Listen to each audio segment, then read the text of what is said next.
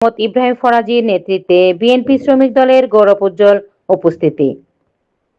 সৈয়দ মোহাম্মদ কায়সার, চট্টগ্রাম মহানগর প্রতিনিধি, দৈনিক আজকের, নয়া বাংলা টিভি, চট্টগ্রাম। 31শে ডিসেম্বর 2025 বাংলাদেশের রাজনৈতিক ইতিহাসে এক অভূতপূর্ব, শোকাবহ ও আবেগঘন অধ্যায়ের সাক্ষী হলো রাজধানী ঢাকা।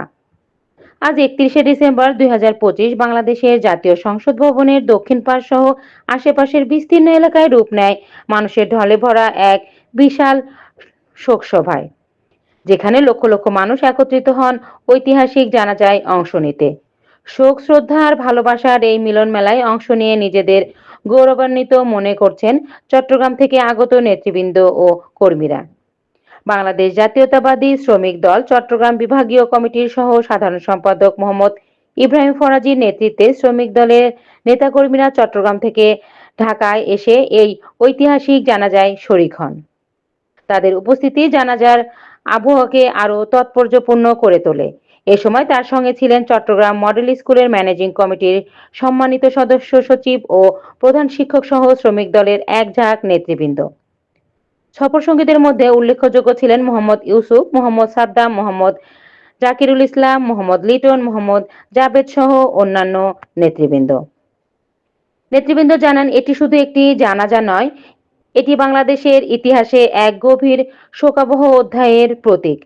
মানুষের এই বিশাল উপস্থিতি প্রমাণ করে জাতির হৃদয়ে ভালোবাসা, শ্রদ্ধা ও আবেগ কতটা গভীরভাবে প্রথিত। এই জানাজায় অংশ নিতে পারাকে তারা নিজেদের জীবনের এক বিরল সম্মান ও গর্বের মুহূর্ত হিসাবে দেখছেন।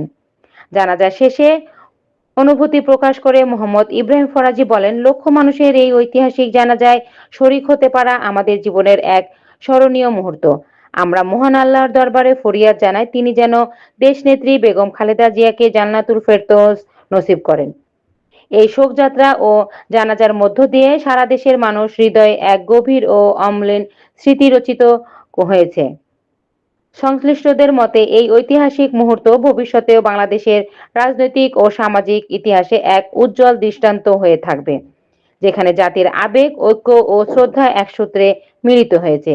এ সময় উপস্থিত ছিলেন প্রেস ও ইলেকট্রনিক মিডিয়ার সাংবাদিকবৃন্দরা ও প্রমুখ।